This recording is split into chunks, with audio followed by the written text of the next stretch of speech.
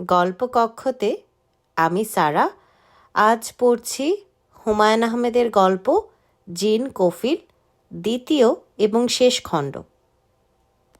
আল্লাহ পাক আমাকে উদ্ধার করলেন। লতিফার বিবাহের প্রস্তাব আসলো। ছেলে এমবিবিএস ডাক্তার, বাড়ি গৌরীপুর, ভালো বংশ, খানদানি পরিবার। ছেলে নিজে এসে মেয়ে দেখে গেল। মেয়ে তার খুব পছন্দ হলো।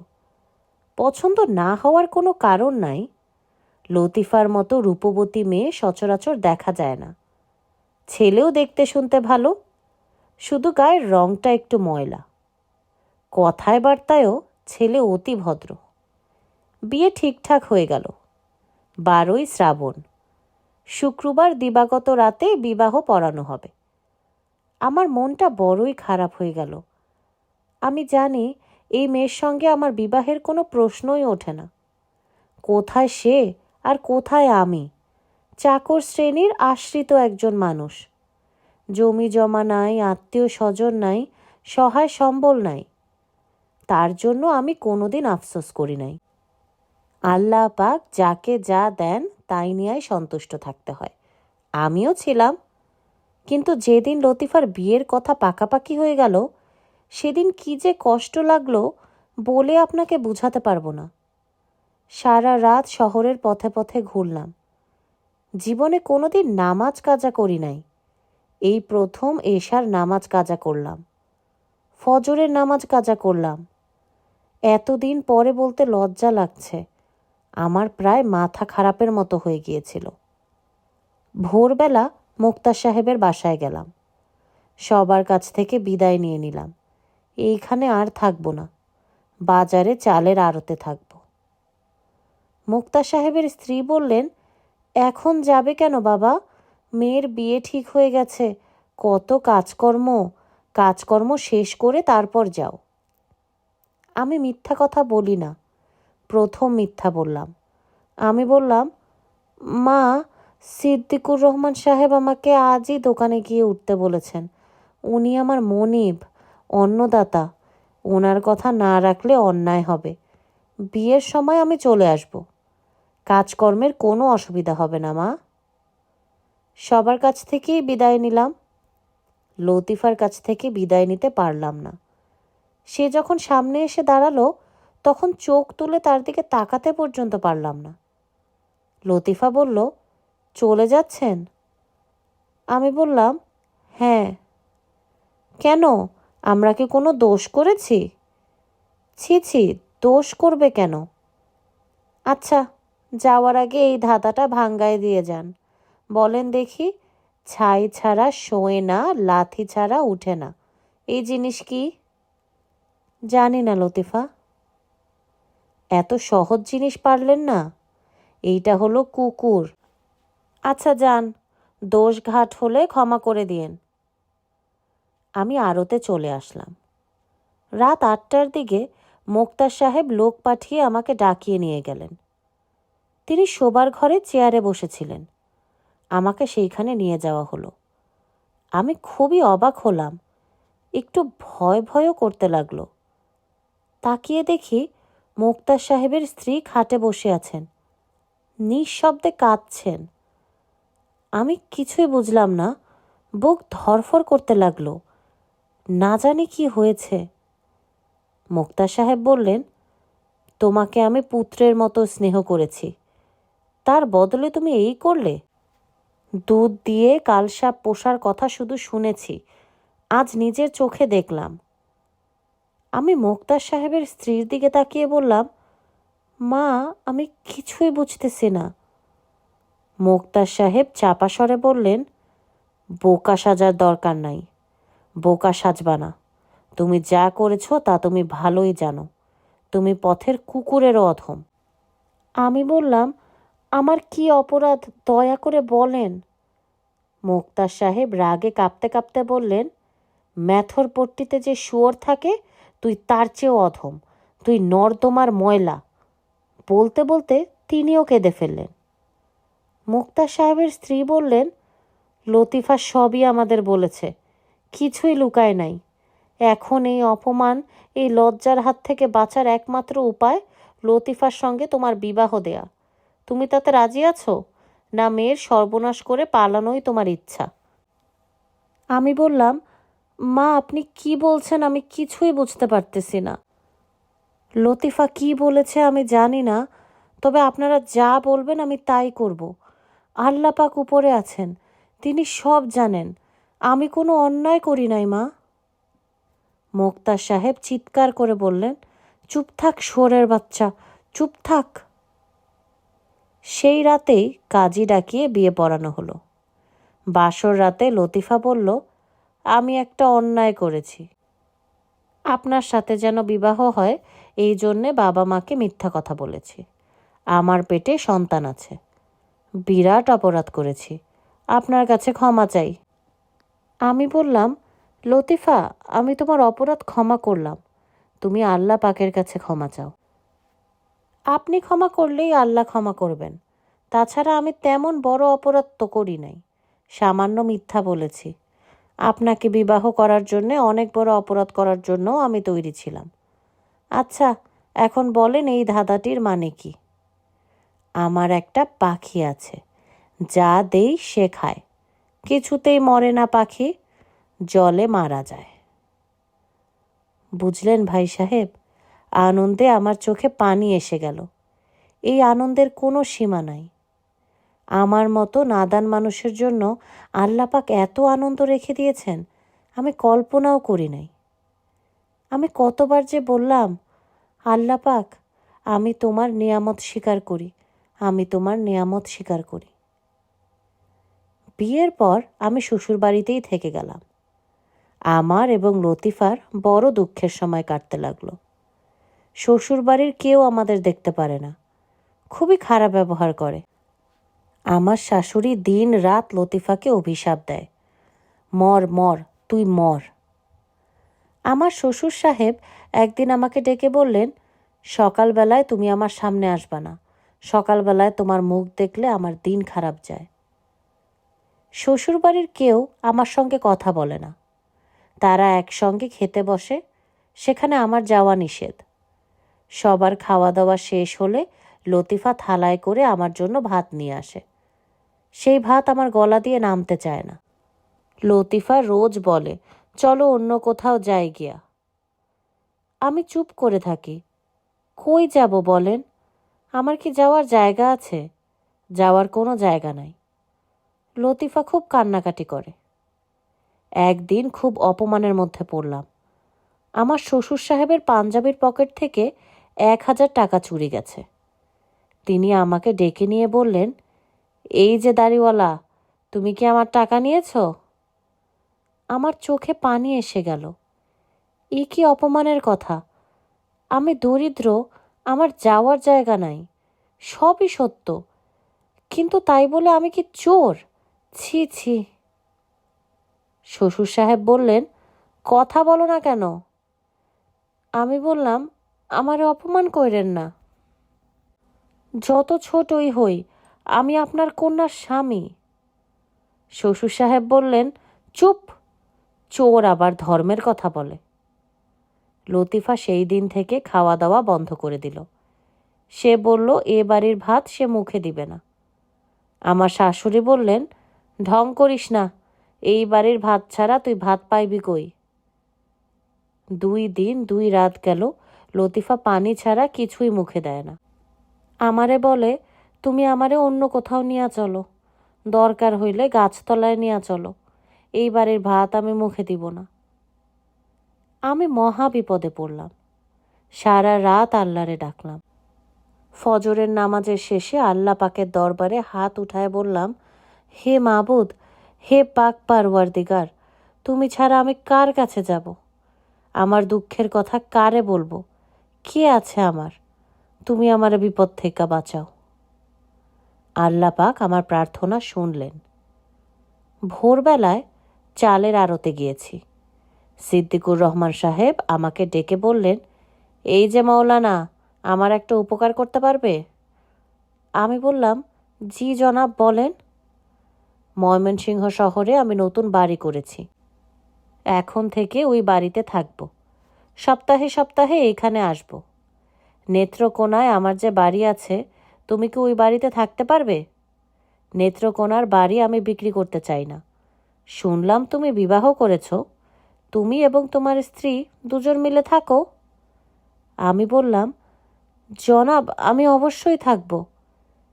তাহলে তুমি এক কাজ করো, আজকেই চলে আসো। একতলার কয়েকটা ঘর নিয়ে তুমি থাকো, 2 তলার ঘর তালা বন্ধ থাকুক। জি আচ্ছা। বাড়িটা শহর থেকে দূরে, তবে ভয়ের কিছু নেই। একজন দারোয়ান আছে, 24 ঘন্টা থাকবে। দারোয়ানের নাম বলরাম, ভালো লোক। জনাব, আমি আজকেই উঠব। সেই দিন বিকালেই সিদ্দিক সাহেবের বাড়িতে গিয়ে উঠলাম। বিরাট বাড়ি। বাড়ির নাম সরজুবালা হাউস। হিন্দু বাড়ি ছিল। সিদ্দিক সাহেবের বাবা কিনে নিয়েছেন। 8 ইঞ্চি ইটের দেয়ালে বাড়ির চারিদিক ঘেরা। দোতলা পাকা দালান, বিরাট বড় বড় বারান্দা। দেয়ালের সামনে নানান জাতের গাছগাছরা। দিনের বেলায় অন্ধকার হয়ে থাকে। আমি লতিফাকে বললাম, বাড়ি পছন্দ হয়েছে লতিফা? লতিফা আনন্দে কেঁদে ফেলল। 2 দিন খাওয়া দাওয়া না করায় লতিফার শরীর নষ্ট হয়ে গিয়েছিল। চোখ ছোট ছোট, ঠোঁট কালচে, মুখ শুকিয়ে এতটুকু হয়ে গেছে। এই অবস্থাতেই সে রান্নাবান্না করল। অতি সামান্য আয়োজন, ভাত, ডাল, পেঁপে ভাজা। খেতে অমৃতের মতো লাগলো ভাই সাহেব। খাওয়া দাওয়ার পর দুজনে হাত ধরাধরি করে বাগানে হাঁটলাম। হাসবেন না ভাই সাহেব, তখন আমাদের বয়স ছিল অল্প, মন ছিল অন্যরকম। হাঁটতে হাঁটতে আমার মনে হলো, এই দুনিয়াতে আল্লাহ পাক আমার মতো সুখী মানুষ তৈরি করেন নাই। আনন্দে বারবার চোখে পানি এসে যাচ্ছিল ভাই সাহেব। ক্লান্ত হয়ে একসময় একটা লিচু গাছের নিচে আমরা বসলাম। লতিফা বলল, আমি যে মিথ্যা কথা বইলা আপনারে বিবাহ করেছি, এই জন্য কি আমার উপর রাগ করছেন? আমি বললাম, না লতিফা, আমার মতো সুখী মানুষ নাই। যদি সুখী হন তাহলে এই ধাঁধাটা পারেন কিনা দেখেন। বলেন দেখি, কাটলে বাঁচে, না কাটলে মরে, এমন সুন্দর ফল কোন গাছেতে ধরে? পারলাম না লতিফা। ভালো মতো চিন্তা কইরা বলেন, এটা পারা দরকার, খুব দরকার। কাটলে বাঁচে, না কাটলে মরে, এমন সুন্দর ফল কোন গাছেতে ধরে? পারবো না লতিফা, আমার বুদ্ধি কম। এইটা হইল সন্তানের নাড়ি কাটা। সন্তানের জন্মের পর নাড়ি কাটলে সন্তান বাঁচে, না কাটলে বাঁচে না। আচ্ছা, এই ধাঁধাটা আপনারা কেন জিজ্ঞেস করলাম বলেন তো? তুমি বলো, আমার বিচার বুদ্ধি খুবই কম। এইটা আপনারে বললাম কারণ আমার সন্তান হবে। লতিফা লজ্জায় 2 হাতে মুখ ঢেকে ফেলল। কি যে আনন্দ আমার হলো ভাই সাহেব, কি যে আনন্দ! সেই রাতে লতিফার জ্বর আসলো, বেশ ভালো জ্বর। আমি জ্বরের খবর রাখি না, ঘুমোচ্ছি। লতিফা আমারে ডেকে তুলল, বলল, আমার খুব ভয় লাগতেছে, একটু উঠেন তো। আমি উঠলাম। ঘর অন্ধকার, কিচ্ছু দেখা যায় না। হারিকেন জ্বালায় শুয়েছিলাম, বাতাসে নিভে গেছে। হারিকেন জ্বালালাম। তাকিয়ে দেখি লতিফার মুখ ভয়ে সাদা হয়ে গেছে। সে ফিসফিস করে বলল, ছাদের বারান্দায় কে যেন হাঁটে। আমি শোনার চেষ্টা করলাম, কিছু শুনলাম না। লতিফা বলল, আমি স্পষ্ট শুনেছি, একবার না অনেকবার শুনেছি। জুতা পায়ে দিয়া হাঁটে, জুতার শব্দ হয়, হাঁটার শব্দ হয়। বোধ হয় দারোয়ান। না, দারোয়ান না, অন্য কেউ। কি করে বুঝলা অন্য কেউ? বললাম না, জুতার শব্দ। দারোয়ান কি জুতা পরে? তুমি থাকো, আমি খোঁজ নিয়ে আসি। না না, এইখানে একা থাকলে আমি মরে যাব। আমি লতিফার হাত ধরে বসে রইলাম। এই প্রথম বুঝলাম লতিফার খুব জ্বর। জ্বর আরও বাড়ল। একসময় জ্বর নিয়ে ঘুমায় পড়ল। তখন আমি নিজেই শব্দটা শুনলাম। ঝনঝন শব্দ, জুতার শব্দ না, অন্যরকম শব্দ। ঝন ঝন ঝন ঝন। এক মনে আয়তুল কুরসি পড়লাম। 3 বার আয়তুল কুরসি পড়ে হাততালি দিলে সেই হাততালির শব্দ যত দূর যায় তত দূর কোনো জিনভূত আসে না। হাততালি দেওয়ার পর ঝনঝন শব্দ কমে গেল, তবে পুরোপুরি গেল না। আমি সারা রাত জেগে কাটালাম। ভোরবেলা সব স্বাভাবিক। রাতে যে এত ভয় পেয়েছিলাম মনেই রইল না। লতিফার গায়েও জ্বর নেই। সে ঘর দুয়ার গুছাতে শুরু করলো। 1 তলায় সর্বদক্ষিণে 2টো ঘর আমরা নিয়েছি। বারান্দা আছে, কাছেই কলঘর। লতিফা নিজের সংসার ঠিকঠাক করতে ব্যস্ত হয়ে পড়ল। দারোয়ান বলরাম সাহায্য করার জন্য চলে আসলো। বলরামের বয়স প্রায় 70-এর কাছাকাছি। আদি বাড়ি নেপালে। 10 বছর বয়সে বাংলাদেশে এসেছে, আর ফিরে যায়নি। এখন পুরোপুরি বাঙালি। বাঙালি একটি মেয়েকে বিয়ে করেছিল, সে মেয়ে মরে গেছে। বলরামের এক ছেলে আছে, খুলনার এক ব্যাংকের দারোয়ান। ছেলে বিয়ে শাদী করেছে, বাবার কোনো খোঁজ খবর করে না। বলরামের সঙ্গে অতি অল্প সময়ের লতিফার ভাব হলো। বলরাম লতিফাকে মা ডাকা শুরু করলো। আমি নিশ্চিন্ত হয়ে দোকানে চলে গেলাম।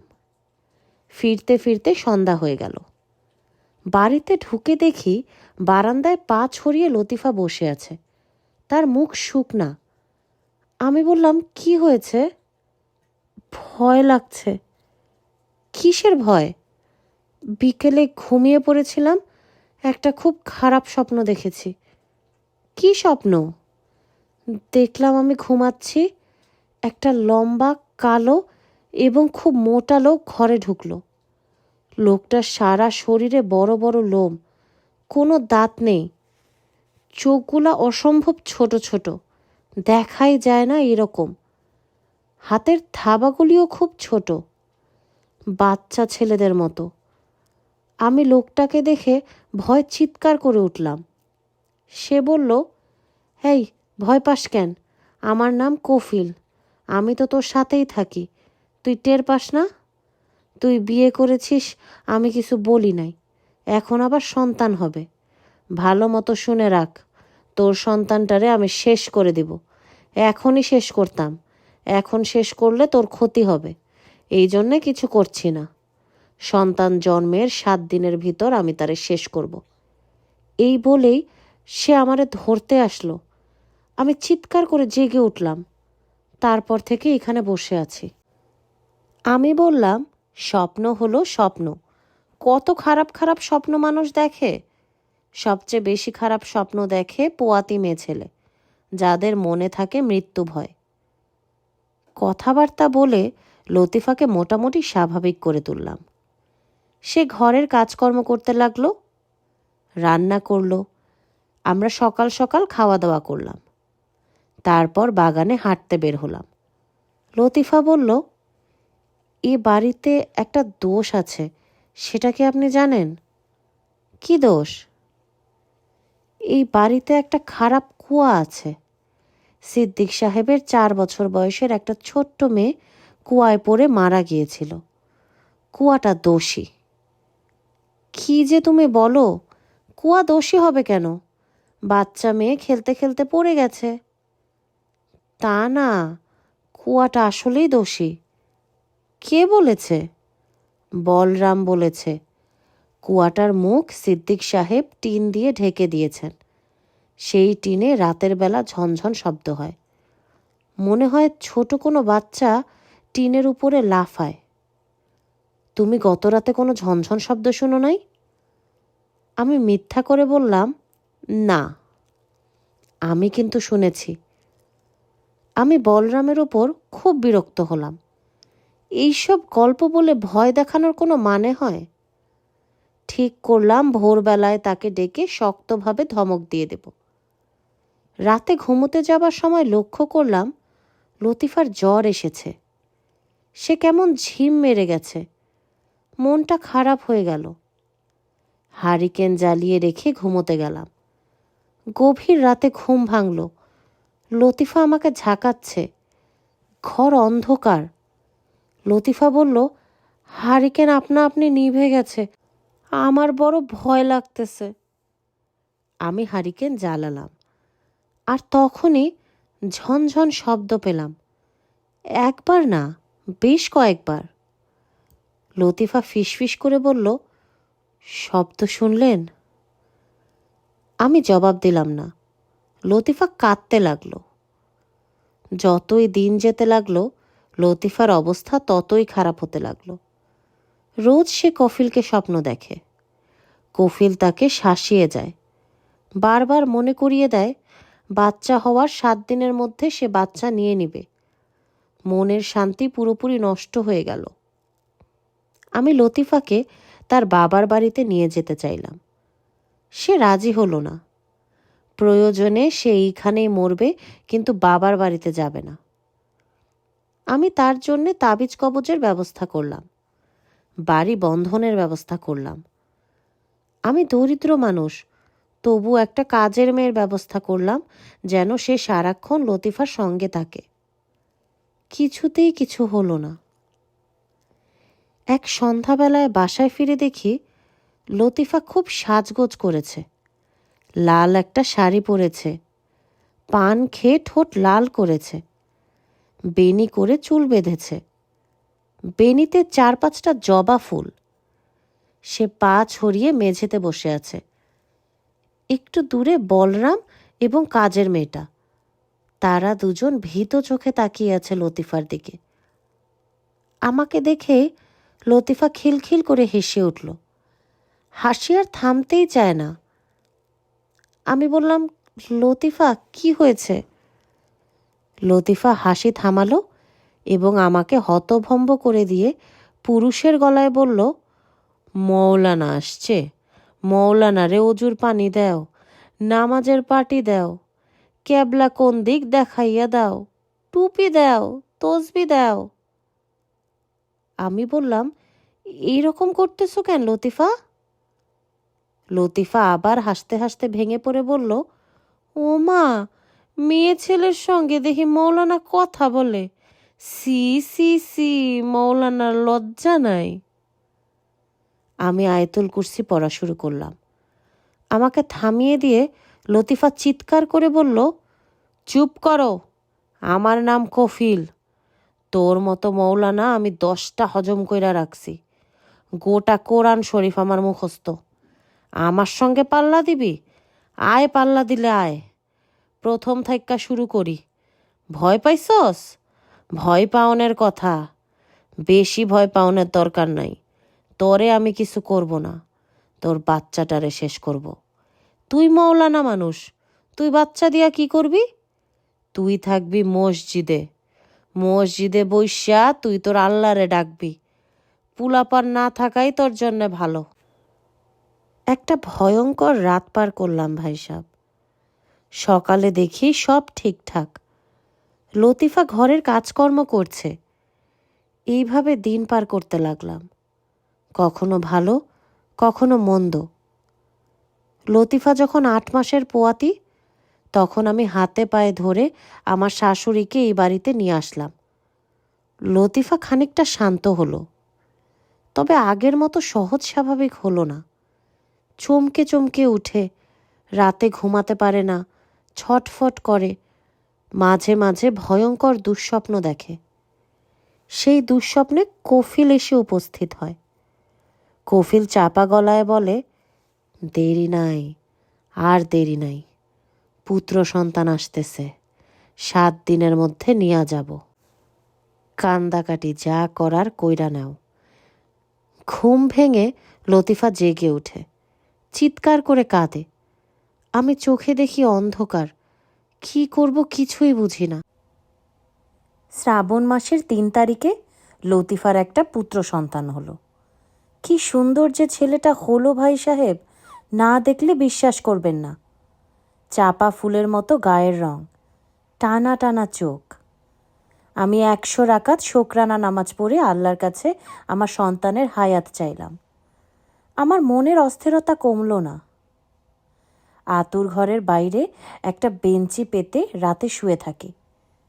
আমার স্ত্রীর সঙ্গে থাকেন আমার শাশুড়ি আর আমার স্ত্রীর দুঃসম্পর্কের এক খালাতো বোন। পালা করে কেউ না কেউ সারা রাত জেগে থাকি। লতিফার চোখে এক ফোঁটাও ঘুম নাই। সন্তানের মা, সারাক্ষণ বাচ্চা বুকে নিয়ে আড়াল করে রাখে, এক মুহূর্তের জন্য চোখের আড়াল করে না। আমার শাশুড়ি যখন বাচ্চা কোলে নেন তখনও লতিফা বাচ্চাটার গায়ে হাত দিয়ে রাখে, যেন কেউ নিয়ে যেতে না পারে। 6 দিনের দিন কি হলো শুনেন। ঘোর বর্ষা, সারাদিন বৃষ্টি হয়েছে।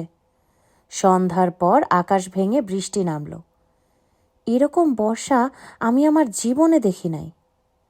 লতিফা আমাকে বলল, আইজ রাতটা আপনি জাগনা থাইকেন, আমার কেমন জানি লাগতেছে।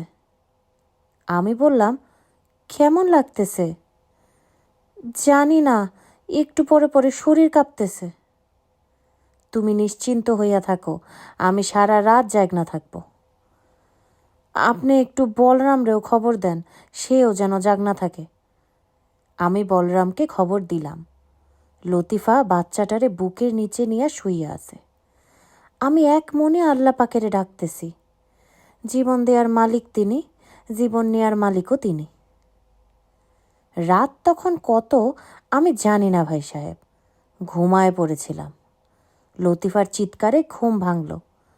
সে আসমান ফাটাইয়া চিৎকার করতেছে, আমার বাচ্চা কই গেল, আমার বাচ্চা কই? 2টা হারিকেন জ্বালানো ছিল, 2টাই নিভানো। পুরা বাড়ি অন্ধকার। কাঁপতে কাঁপতে হারিকেন জ্বালালাম। দেখি সত্যি বাচ্চা নাই। আমার শাশুড়ি ফিট হয়ে পড়ে গেল। লতিফা ঝড় বৃষ্টির মধ্যে দৌড়ায় ঘর থেকে বের হয়ে গেল, ছুটে গেল কুয়ার দিকে। কুয়ার ওপর টিন দিয়া ঢাকা ছিল। তাকায় দেখি টিন সরানো।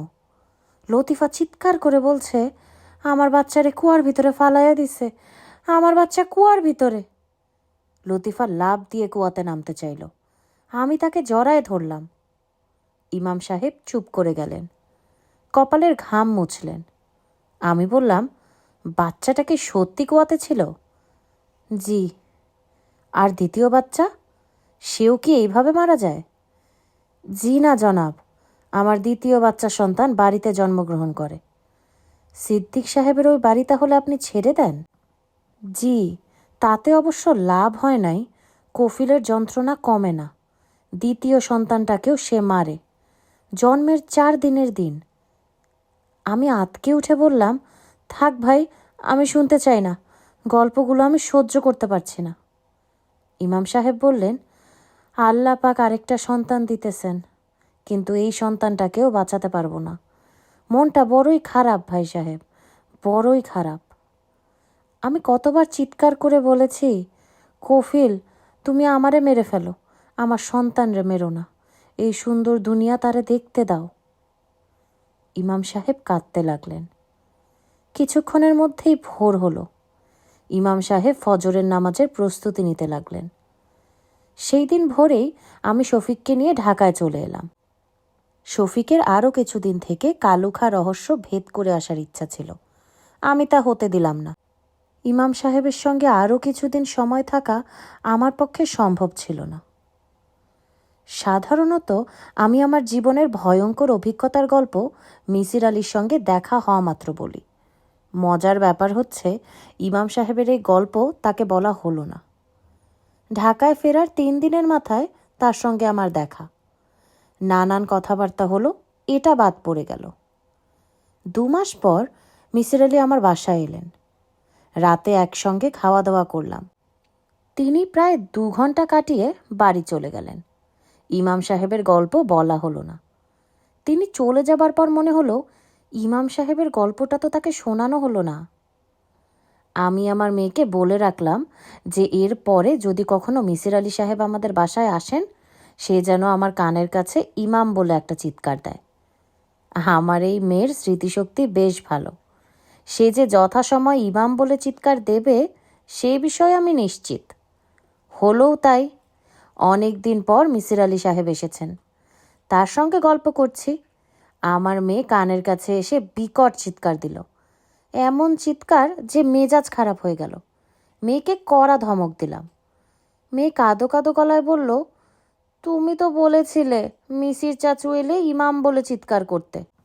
আমি বিরক্ত হয়ে বললাম, কানের পর্দা ফাটিয়ে দিতে তো বলিনি, যাও এখন যাও তো।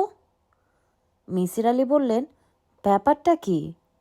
আমি বললাম, তেমন কিছু না, আপনাকে একটা অভিজ্ঞতার কথা বলতে চাচ্ছিলাম। একজন ইমাম সাহেবের গল্প। আপনার সঙ্গে দেখা হয়, কিন্তু গল্পটা বলার কথা মনে থাকে না। মেয়েকে মনে করিয়ে দিতে বলেছি। সে এমন চিৎকার দিয়েছে, এখন মনে হচ্ছে বা কানে কিছু শুনতে পাচ্ছি না। মিসির আলি বললেন, গল্পটা কি বলুন শুনি। আজ থাক, আরেকদিন বলবো, একটু সময় লাগবে, লম্বা গল্প। মিসির আলি বললেন, আরেক কাপ চা দিতে বলুন, চা খেয়ে বিদেয় হই। চায়ের কথা বলে মিসির আলির সামনে এসে বসলাম। মিসির আলি সিগারেট ধরাতে ধরাতে বললেন, ইমাম সাহেবের গল্পটা আপনি আমাকে কখনোই বলতে পারবেন না। আমি অবাক হয়ে বললাম, কেন? আপনার মস্তিষ্কের একটা অংশ আপনাকে গল্পটা বলতে বাধা দিচ্ছে, যে কারণে অনেক দিন থেকে আপনি আমাকে গল্পটা বলতে চান, অথচ বলা হয় না, আপনার মনে থাকে না। আজ আপনাকে মনে করিয়ে দেয়া হলো, এবং মনে করিয়ে দেওয়ার জন্য আপনি রেগে গেলেন। তার চেয়ে বড় কথা, মনে করে দেবার পরেও আপনি গল্পটা বলতে চাচ্ছেন না, অজুহাত বের করছেন, বলছেন লম্বা গল্প। আমি নিশ্চিত আপনার অবচেতন মন চাচ্ছে না এই গল্প আপনি আমাকে বলেন। আপনার সাবকনশিয়াস মাইন্ড আপনাকে বাধা দিচ্ছে। আমার সাবকনশিয়াস মাইন্ড আমাকে বাধা দিচ্ছে কেন? আমি তা বুঝতে পারছি না। গল্পটা শুনলে বুঝতে পারবো। চা আসুক, চা খেতে খেতে আপনি বলা শুরু করুন। আমার সিগারেটও ফুরিয়েছে, কাউকে দিয়ে কয়েকটা সিগারেট আনিয়ে দিন। আমি আর কোনো অজুহাতে গেলাম না, গল্প শেষ করলাম। গল্প শেষ হওয়া মাত্র মিসির আলি বললেন, আবার বলুন। আবার কেন? মানুষ যখন প্রত্যক্ষ অভিজ্ঞতার গল্প বলে, তখন মূল গল্পটি দ্রুত বলার দিকে ঝোঁক থাকে বেশি। গল্পের ডিটেলসে যেতে চায় না। একই গল্প দ্বিতীয়বার বলার সময় বর্ণনা বেশি থাকে, কারণ মূল কাহিনী বলা হয়ে গেছে। কথক তখন না বলা অংশ বলতে চেষ্টা করে। আপনিও তাই করবেন। প্রথমবার শুনে কয়েকটি জিনিস বুঝতে পারিনি, দ্বিতীয়বারে বুঝতে পারবো। শুরু করুন। আমি শুরু করলাম, বেশ সময় নিয়ে বললাম। মিসির আলি বললেন, কবে গিয়েছিলেন ধুন্দুলনাড়া? তারিখ মনে আছে? আছে। আমি মিসির আলিকে তারিখ বললাম। তিনি শান্ত গলায় বললেন, আপনার তারিখ অনুযায়ী মেয়েটির বাচ্চা এখন হবে কিংবা হয়ে গেছে। আপনি বলছেন 10 মাস আগের কথা। মেয়েটির বাচ্চা হয়ে গিয়ে থাকলে তাকে যে হত্যা করা হয়েছে সেই সম্ভাবনা 99 ভাগেরও বেশি। আর যদি এখনও হয়ে না থাকে, তাহলে বাচ্চাটাকে বাঁচানো যেতে পারে। এখন কটা বাজে দেখুন তো। আমি ঘড়ি দেখলাম, 9টা বাজে। মিসির আলি বললেন, রাত 10:30টায় ময়মনসিংহে যাওয়ার একটা ট্রেন আছে, চলুন রওনা হই। সত্যি যেতে চান? অবশ্যই যেতে চাই। আপনার অসুবিধা থাকলে কিভাবে যেতে হবে আমাকে বলে দিন, আমি ঘুরে আসি। আমার অসুবিধা আছে, তবু যাব। এখন বলুন তো, জিন কফিলের ব্যাপারটা আপনি বিশ্বাস করছেন? না। আপনার ধারণা বাচ্চাগুলোকে খুন করা হয়েছে? তা তো বটেই। কে খুন করেছে? মিসির আলি সিগারেট ধরাতে ধরাতে বললেন, কে খুন করেছে তা আপনিও জানেন, আপনার সাবকনশিয়াস মাইন্ড জানে। জানে বলেই সাবকনশিয়াস মাইন্ড গল্পটি আমাকে বলতে বাধা দিচ্ছিল। আমি কিছুই জানি না। মিসির আলি হাসতে হাসতে বললেন, আপনার সাবকনশিয়াস মাইন্ড জানে, কিন্তু সে এটি আপনার কনশিয়াস মাইন্ডকে জানায়নি বলেই আপনার মনে হচ্ছে আপনি জানেন না। আমি বললাম, কে খুন করেছে? লতিফা। 2টি বাচ্চাই সে মেরেছে, তৃতীয়টিও মারবে। কি বলছেন এসব? চলুন রওনা হয়ে যাই, দেরি হয়ে যাচ্ছে, ট্রেনে যেতে যেতে ব্যাখ্যা করব।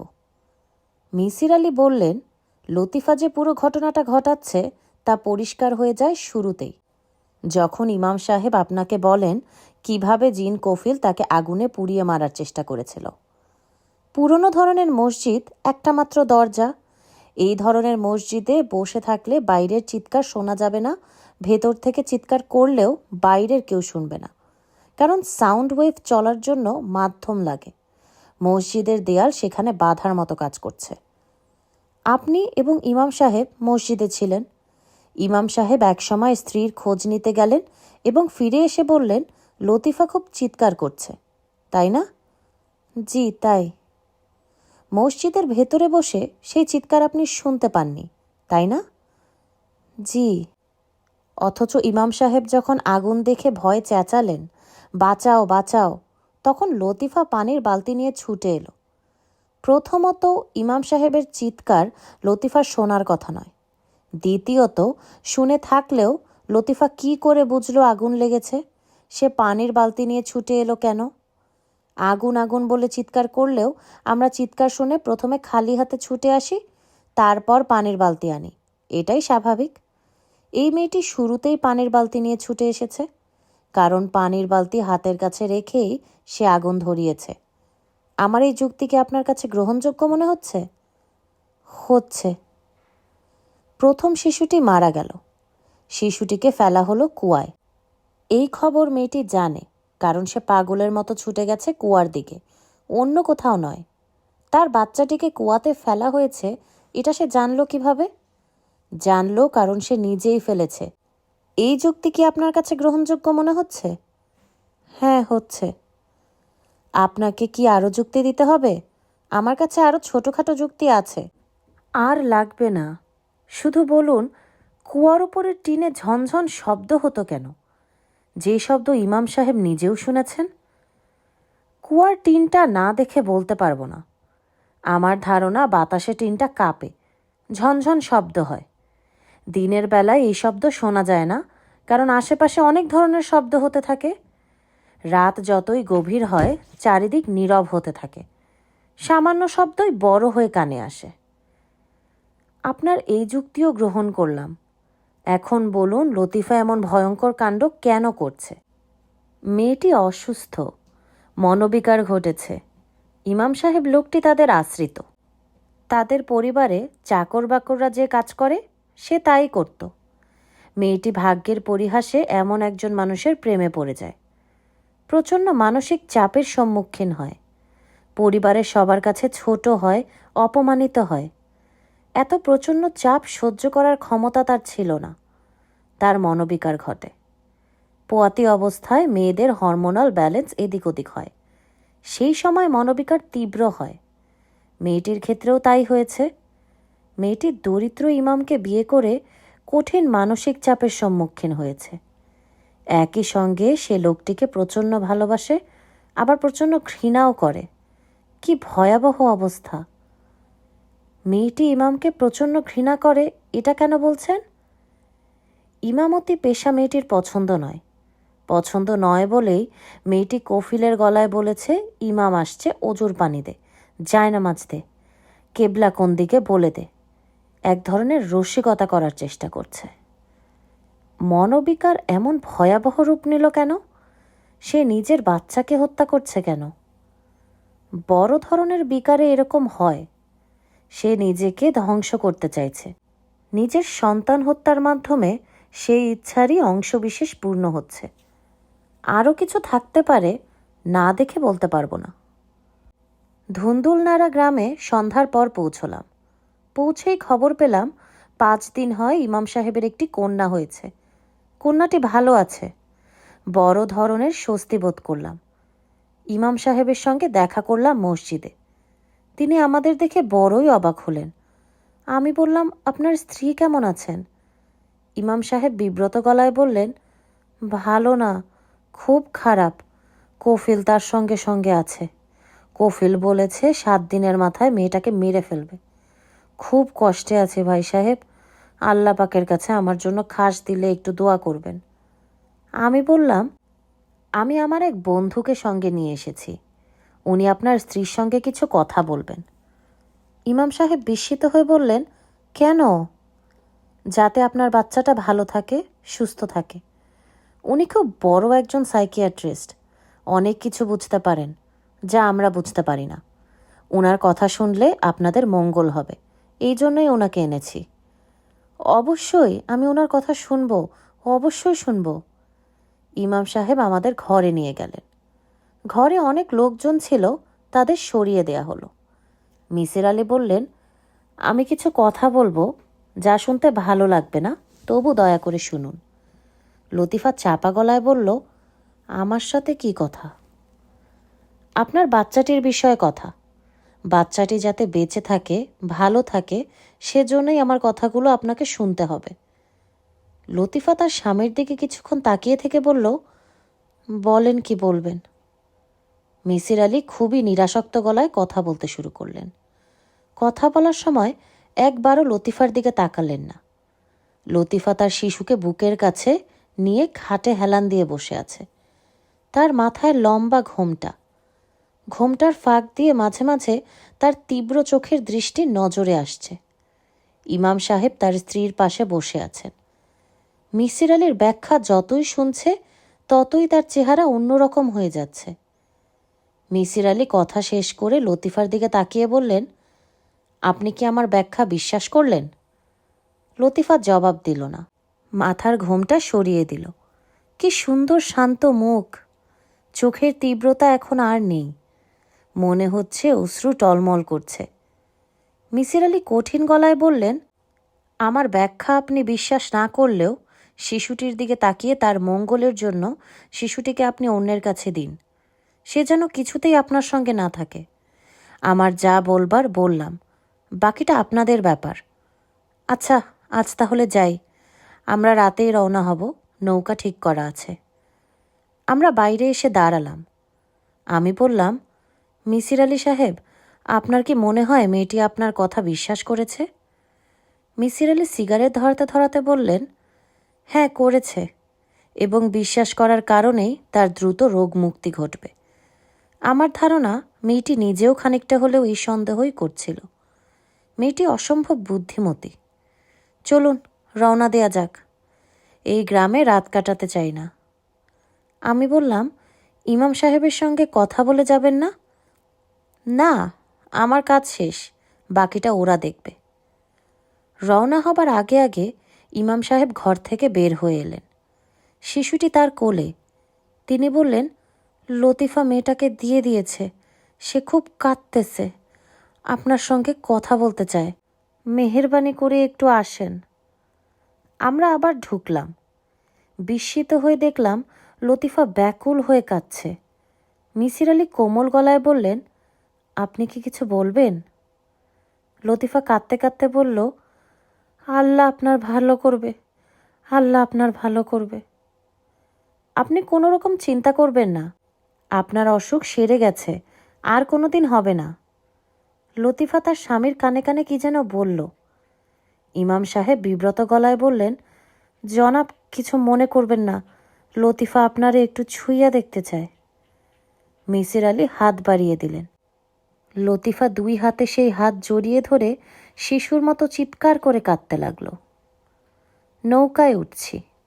ইমাম সাহেব আমাদের তুলে দিতে এলেন। নৌকা ছাড়ার আগ মুহূর্তে নিচু গলায় বললেন, ভাই সাহেব, আমি অতি দরিদ্র মানুষ, আপনাদের যে কিছু দিব আল্লাহ পাক আমাকে সেই ক্ষমতা দেন নাই। এই কোরআন শরীফটা আমার দীর্ঘদিনের সঙ্গী। যখন মন খুব খারাপ হয় তখন পড়ি, মন শান্ত করি। আমি খুব খুশি হব যদি কোরআন মজিদটা আপনি নেন। আপনি নেবেন কি না তা অবশ্য জানি না। মিসির আলি বললেন, অবশ্যই নেব, খুব আনন্দের সঙ্গে নেব। ভাই সাহেব, আমার মেয়েটার একটা নাম কি আপনি রাইখা দিবেন? মিসির আলি হাসি মুখে বললেন, হ্যাঁ দিব। আপনার মেয়ের নাম রাখলাম লাবণ্য। ইউনিভার্সিটিতে পড়ার সময় এই নামের একটি মেয়ের প্রেমে পড়েছিলাম। মেয়েটা আমাকে একেবারেই পাত্তা দেয়নি। মাঝে মাঝে মেয়েটার কথা আমার মনে হয়, মনটা খারাপ হয়ে যায়। ভাই যাই। গল্প কক্ষতে আপনারা শুনছিলেন হুমায়ুন আহমেদের গল্প জিন কফিল দ্বিতীয় এবং শেষ খণ্ড। আপনি আমাদের চ্যানেলে নতুন হলে প্লিজ সাবস্ক্রাইব করুন এবং গল্প পাঠ ভালো লেগে থাকলে বন্ধুদের সাথে অবশ্যই শেয়ার করুন। ভালো থাকবেন, সুস্থ থাকবেন।